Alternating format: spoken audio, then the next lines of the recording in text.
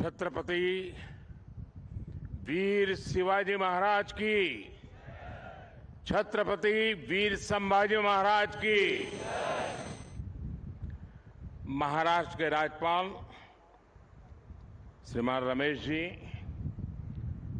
मुख्यमंत्री एकनाथ जी,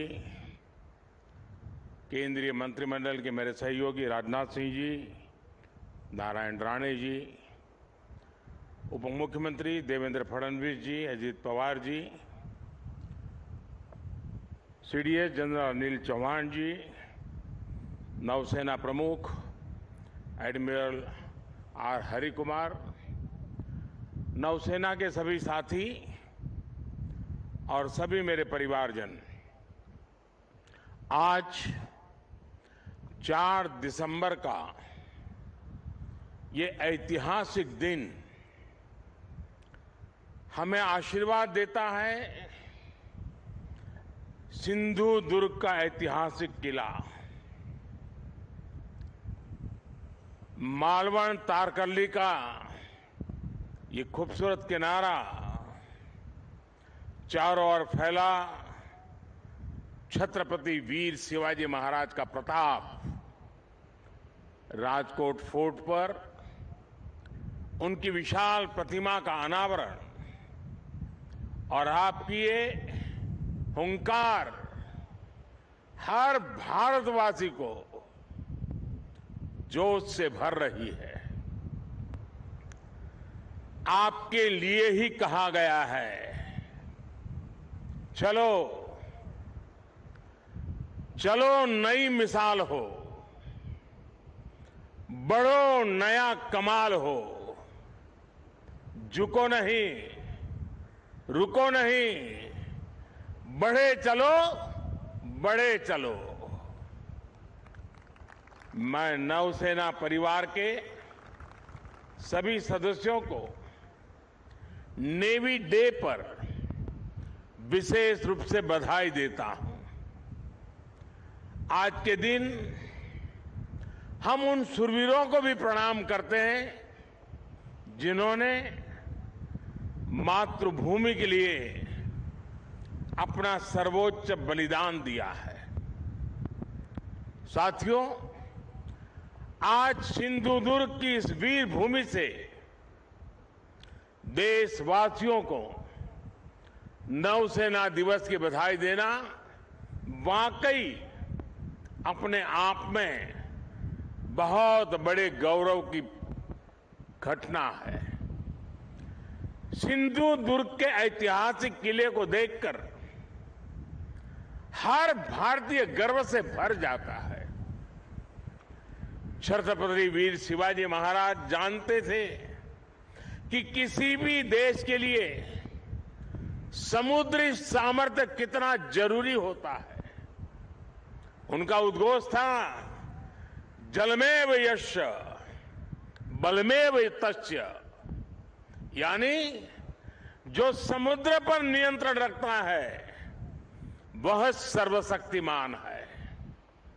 उन्होंने एक शक्तिशाली नौसेना बनाई। कान्होजी आंग्रे हो, मायाजी नाइक भाटकर हो, हीरोजी इंदालकर हो, ऐसे अनेक योद्धा आज भी हमारे लिए बहुत बड़ी प्रेरणा है। मैं आज नौसेना दिवस पर देश के ऐसे पराक्रमी योद्धाओं को भी नमन करता हूं। साथियों, छत्रपति वीर शिवाजी महाराज से प्रेरणा लेते हुए आज भारत गुलामी की मानसिकता को पीछे छोड़कर आगे बढ़ रहा है। मुझे खुशी है कि हमारे नेवल ऑफिसर्स जो अपलेट्स पहनते हैं, अब उसमें छत्रपति वीर शिवाजी महाराज की विरासत की झलक भी देखने को मिलने वाली है। नए एपोलेट्स भी अब उनकी नौसेना के प्रतीक चिन्ह की तरह ही होंगे। ये मेरा सौभाग्य है कि नौसेना के ध्वज को मुझे पिछले वर्ष छत्रपति शिवाजी महाराज की विरासत से जोड़ने का अवसर मिला था। अब एपोलेट्स में भी छत्रपति वीर शिवाजी महाराज का प्रतिबिंब हम सबको नजर आएगा। अपनी विरासत पर गर्व की भावना के साथ मुझे एक और घोषणा करते हुए आज गौरव हो रहा है। भारतीय नौसेना अब अपने रैंक्स का नामकरण भारतीय परंपराओं के अनुरूप करने जा रही है। हम सशस्त्र बलों में अपनी नारी शक्ति की संख्या बढ़ाने पर भी जोर दे रहे हैं। मैं नौसेना को बधाई दूंगा कि आपने नेवल शिप में देश की पहली महिला कमांडिंग अफसर की तैनाती की है। साथियों, आज का भारत अपने लिए बड़े लक्ष्य तय कर रहा है और उसे पाने के लिए अपनी पूरी शक्ति लगा रहा है। भारत के पास इन लक्ष्यों को पूरा करने के लिए एक बड़ी ताकत है। ये ताकत 140 करोड़ भारतीयों के विश्वास की है। ये ताकत दुनिया के सबसे बड़े लोकतंत्र की मजबूती की है। कल आपने देश के 4 राज्यों में इसी ताकत की झलक देखी। देश ने देखा जब लोगों के संकल्प जुड़ते हैं, जब लोगों की भावनाएं जुड़ती हैं, जब लोगों की आकांक्षाएं जुड़ती है, तो कितने सकारात्मक परिणाम सामने आते हैं। अलग अलग राज्यों की प्राथमिकताएं अलग है, उनकी आवश्यकताएं अलग है, लेकिन सभी राज्यों के लोग राष्ट्र प्रथम की भावना से ओतप्रोत है। देश है तो हम हैं। देश आगे बढ़ेगा तो हम आगे बढ़ेंगे। यही भावना आज हर नागरिक के मन में है। आज देश इतिहास से प्रेरणा लेकर उज्जवल भविष्य के रोडमैप तैयार करने में जुट गया है। लोगों ने नकारात्मकता की राजनीति को हराकर हर क्षेत्र में आगे निकलने का प्रण किया है। यही प्रण हमें विकसित भारत की ओर ले जाएगा। यही प्रण देश का वो गौरव लौटाएगा जिसका ये देश हमेशा से हकदार है। साथियों, भारत का इतिहास सिर्फ 1000 साल की गुलामी का इतिहास नहीं है, सिर्फ हार और निराशा का इतिहास नहीं है। भारत का इतिहास विजय का इतिहास है। भारत का इतिहास शौर्य का इतिहास है। भारत का इतिहास ज्ञान और विज्ञान का इतिहास है। भारत का इतिहास कला और सृजन कौशल का इतिहास है।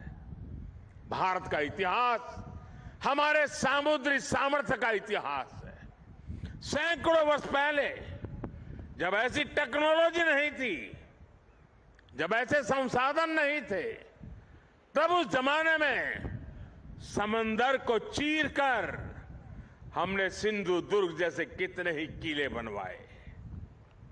भारत का सामुद्रिक सामर्थ्य हजारों साल पुराना है। गुजरात के लोथल में मिला सिंधु घाटी सभ्यता का पोर्ट आज हमारी बहुत बड़ी विरासत है। एक समय में सूरत के बंदरगाह पर 80 से ज्यादा देशों के जहाज लंगर डालकर रहा करते थे। चोल साम्राज्य ने भारत के इसी सामर्थ्य के बलबूते दक्षिण पूर्व एशिया के कितने ही देशों तक अपना व्यापार फैलाया। और इसलिए जब विदेशी ताकतों ने भारत पर हमला किया तो सबसे पहले हमारी इस शक्ति को निशाना बनाया गया। जो भारत नाव और जहाज बनाने के मशहूर था, उसकी ये कला, ये कौशल, सब कुछ ठप कर दिया गया। और जब हमने समंदर पर अपना नियंत्रण खोया, हमने अपनी सामरिक आर्थिक ताकत भी खो दी। इसलिए आज जब भारत विकसित होने के लक्ष्य पर चल रहा है तो हमें अपने इस खोए हुए गौरव को फिर से पाकर के ही रहना है। इसलिए ही आज हमारी सरकार भी इससे जुड़े हर क्षेत्र पर फोकस करते हुए काम कर रही है। आज भारत ब्लू इकोनॉमी को अभूतपूर्व प्रोत्साहन दे रहा है। आज भारत सागर माला के तहत पोर्ट लेड डेवलपमेंट में जुटा है। आज भारत मैरीटाइम विजन के तहत अपने सागरों के पूरे सामर्थ्य का इस्तेमाल करने की ओर तेज गति से बढ़ रहा है। मर्चेंट शिपिंग को बढ़ावा देने के लिए भी सरकार ने नए नियम बनाए हैं। सरकार के प्रयासों से बीते 9 वर्षों में भारत में सी फेरर्स की संख्या में 140% से ज्यादा बढ़ोतरी हुई है। मेरे साथियों, ये भारत के इतिहास का वो कालखंड है जो सिर्फ 5-10 साल का नहीं, बल्कि आने वाली सदियों का भविष्य लिखने वाला है। 10 वर्ष से भी कम के कालखंड में भारत दुनिया में 10वें नंबर की आर्थिक ताकत से बढ़कर 5वें नंबर पर पहुंच गया है। और अब बहुत तेजी से 3रे नंबर की आर्थिक महाशक्ति बनने की तरफ आज भारत अग्रसर है। आज देश विश्वास और आत्मविश्वास से भरा हुआ है। आज दुनिया को भारत में विश्व मित्र का उदय होता दिख रहा है। आज स्पेस हो या फिर समंदर, हर जगह दुनिया को भारत का सामर्थ्य दिख रहा है। आज पूरी दुनिया Bharat, middle east, Europe economic corridor की चर्चा कर रही है।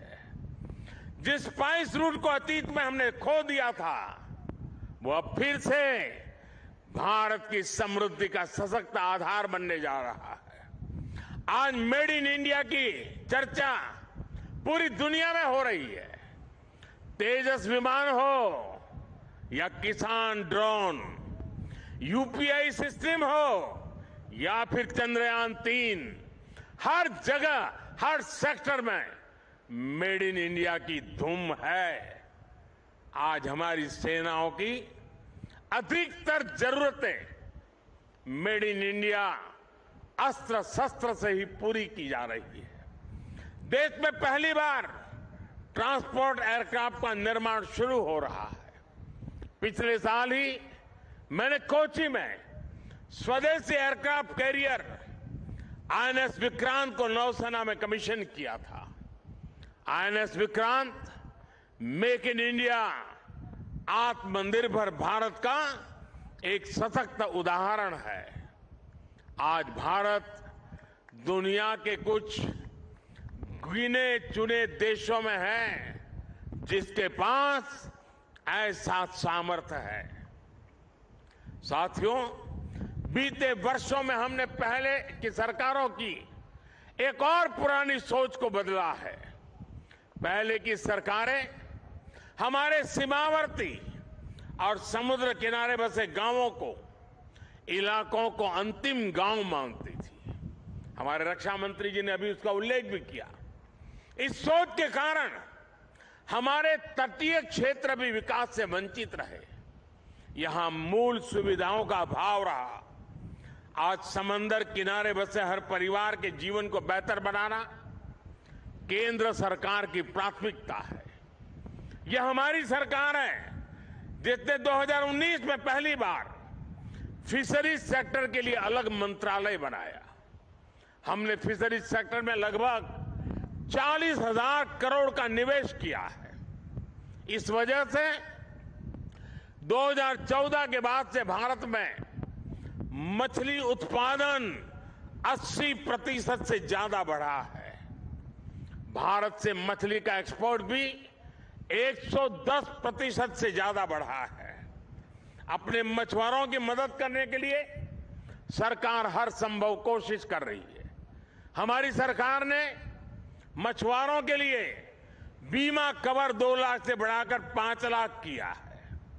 देश में पहली बार मछुआरों को किसान क्रेडिट कार्ड का भी लाभ मिला है। सरकार फिशरीज सेक्टर में वैल्यू चेन डेवलपमेंट पर भी काफी जोर दे रही है। आज सागरमाला योजना से पूरे समुद्र किनारे में आधुनिक कनेक्टिविटी पर बल दिया जा रहा है। इस पर लाखों करोड़ रुपए खर्च किए जा रहे हैं ताकि समुद्री किनारों में नए उद्योग लगे, नए बिजनेस आए। मछली हो, दूसरा सी फूड हो, इसकी पूरी दुनिया में बहुत अधिक डिमांड है। इसलिए हम सी फूड प्रोसेसिंग से जुड़ी इंडस्ट्री पर बल दे रहे हैं ताकि मछुआरों की आय बढ़ाई जाए। मछुआरे गहरे समंदर में मछली पकड़ सके, इसके लिए वो नावों के आधुनिकीकरण के लिए भी उनको मदद दी जा रही है। साथियों, कोंकण का ये क्षेत्र तो अद्भुत संभावनाओं का क्षेत्र है। हमारी सरकार इस क्षेत्र के विकास के लिए पूरी प्रतिबद्धता के साथ काम कर रही है। सिंधुदुर्ग, रत्नागिरी, अलीबाग, परभणी और धाराशिव में मेडिकल कॉलेज खुले हैं। चिपी हवाई अड्डा शुरू हो चुका है। दिल्ली मुंबई इंडस्ट्रियल कॉरिडोर माड़गांव तक जुड़ने वाला है। यहां के काजू किसानों के लिए भी विशेष योजनाएं बनाई जा रही है। समुद्री तट पर बसे रिहायशों के क्षेत्रों को बचाना हमारी प्राथमिकता है। इसके लिए मैंग्रोव का दायरा बढ़ाने पर बल दिया जा रहा है। केंद्र सरकार ने इसके लिए विशेष मिस्ट्री योजना बनाई है। इसमें मालवन, अचरा, रत्नागिरी, देवगढ़, विजयदुर्ग सहित महाराष्ट्र की अनेक साइट्स को मैंग्रोव मैनेजमेंट के लिए चुना गया है। साथियों, विरासत भी और विकास भी, यही विकसित भारत का हमारा रास्ता है। इसलिए आज यहां इस क्षेत्र में भी अपनी गौरवशाली विरासत के संरक्षण का प्रयास हो रहा है। छत्रपति वीर शिवाजी महाराज के कालखंड में जो दुर्ग, जो किले बने हैं, उनको संरक्षित रखने के लिए केंद्र और राज्य सरकार संकल्पित है। कोंकण सहित पूरे महाराष्ट्र में इन धरोहरों के संरक्षण पर सैकड़ों करोड़ रुपए खर्च किए जा रहे हैं। हमारा प्रयास है कि पूरे देश से लोग अपनी इस गौरवशाली विरासत को देखने आए। इससे इस क्षेत्र में टूरिज्म भी बढ़ेगा, रोजगार, स्वरोजगार के नए अवसर भी बनेंगे। साथियों, यहां से हमें अब विकसित भारत की यात्रा और तेज करनी है। ऐसा विकसित भारत जिसमें हमारा देश सुरक्षित, समृद्ध और शक्तिशाली हो सके। और साथियों, आमतौर पर army day, air force day, navy day ये दिल्ली में मनाए जाते रहे हैं और दिल्ली में जो आसपास के लोग हैं वो उसका हिस्सा बनते थे और ज्यादातर इसके जो चीफ होते थे उनके घर के लोन में ही ये कार्यक्रम होते थे। मैंने उस परंपरा को बदला है और मेरी कोशिश है कि चाहे आर्मी डे हो, नेवी डे हो या एयरफोर्स डे हो, देश के अलग अलग हिस्सों में हो, और उसी योजना के तहत इस बार का नेवी डे इस पवित्र भूमि पर हो रहा है जहां पर नेवी का जन्म हुआ था। और मुझे थोड़े समय पहले बता रहे थे कुछ लोग कि बोले पिछले सप्ताह से हजारों की तादाद में लोग आ रहे हैं इस हलचल के कारण। मुझे पक्का विश्वास है कि अब देश के लोगों का इस भूमि के प्रति आकर्षण बढ़ेगा। सिंधु दुर्ग के प्रति एक तीर्थ का भाव पैदा होगा। छत्रपति शिवाजी महाराज ने युद्ध के क्षेत्र में कितना बड़ा योगदान दिया था, जिस नेवी के लिए हम गर्व करते हैं उसकी मूल धारा छत्रपति शिवाजी महाराज से शुरू होती है। इसका गर्व आज देशवासी करेंगे। और इसलिए मैं नेवी के मेरे साथियों को, हमारे रक्षा मंत्री जी को मैं हृदय से बधाई देता हूं कि उन्होंने इस कार्यक्रम के लिए इस प्रकार के स्थान को चुना है। मैं जानता हूं ये सारी व्यवस्थाएं करना कठिन है, लेकिन इस क्षेत्र को भी लाभ होता है। बहुत बड़ी तादाद में जन सामान्य भी इससे जुड़ता है और विदेश के भी बहुत मेहमान यहां आज मौजूद हैं। उनके लिए भी बहुत सी बातें नई होगी कि नेवी का कंसेप्ट छत्रपति शिवाजी महाराज ने इतनी शताब्दियों पहले शुरू किया था। मैं पक्का मानता हूं जैसे आज G20 में दुनिया का ध्यान इस बात पर गया कि भारत सिर्फ विश्व की सबसे बड़ी डेमोक्रेसी है, इतना ही नहीं, भारत मदर ऑफ डेमोक्रेसी है। उसी प्रकार से भारत है जिसने नेवी की इस कंसेप्ट को जन्म दिया, सामर्थ्य दिया और आज विश्व ने उसको स्वीकार किया है। और इसलिए आज का ये अवसर विश्व पटल पर भी एक नई सोच के लिए निर्माण का कारण बनने वाला है। मैं फिर एक बार आज नेवी डे पे देश के सभी जवानों को, उनके परिवारजनों को और देशवासियों को बहुत बहुत शुभकामनाएं देता हूं, बहुत बहुत बधाई देता हूं। मेरे साथ पूरी शक्ति से एक बार बोलिए, भारत माता की, भारत माता की, भारत माता की। बहुत बहुत धन्यवाद।